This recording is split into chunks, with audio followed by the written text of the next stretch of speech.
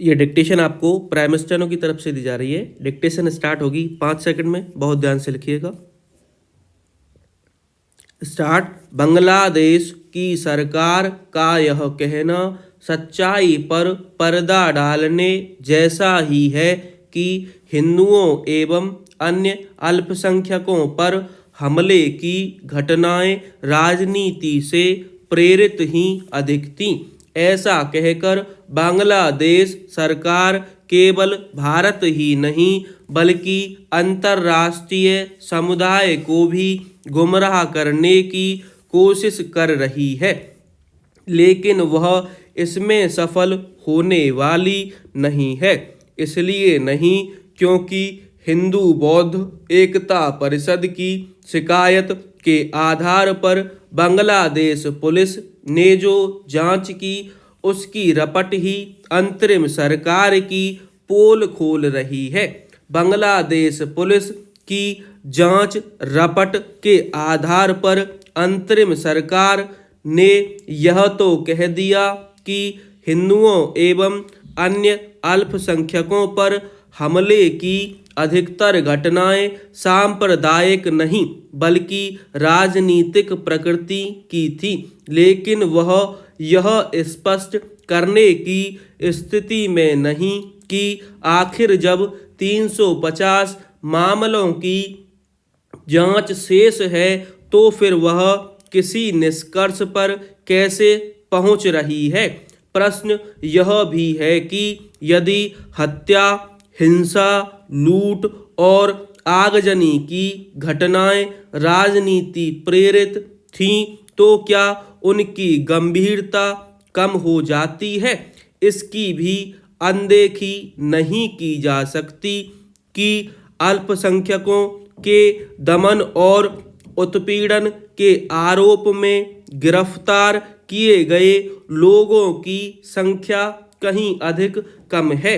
इस पर हैरत नहीं कि अपनी पुलिस की रपट के आधार पर अंतरिम सरकार ने इस नतीजे पर भी पहुंचना सुविधाजनक समझा कि 150 से अधिक मामलों में कोई प्रमाण नहीं मिल सके।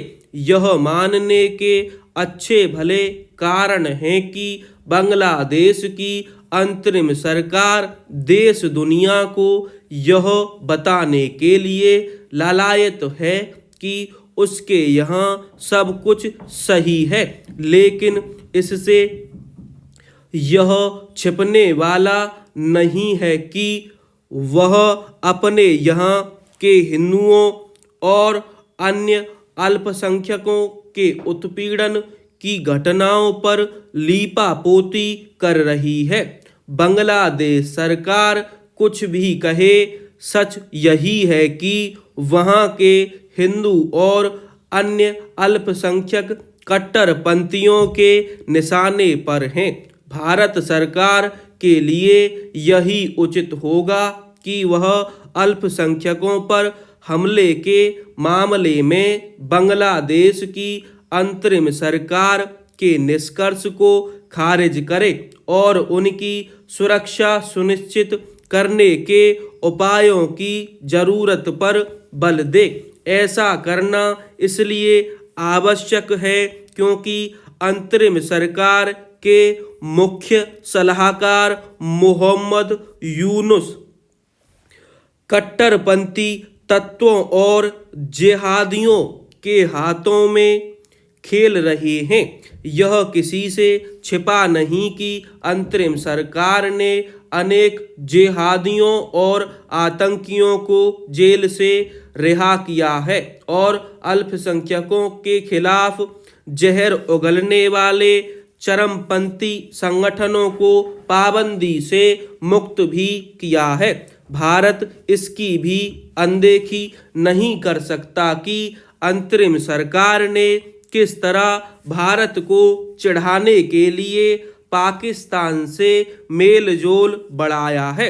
चिंताजनक केवल यह नहीं है कि यूनुस और उनके सलाहकार भारत विरोधी भावनाओं को भड़काने का काम कर रहे हैं, बल्कि वे ऐसे कहीं कोई संकेत नहीं दे रहे हैं कि उनकी दिलचस्पी शीघ्र चुनाव कराने की है।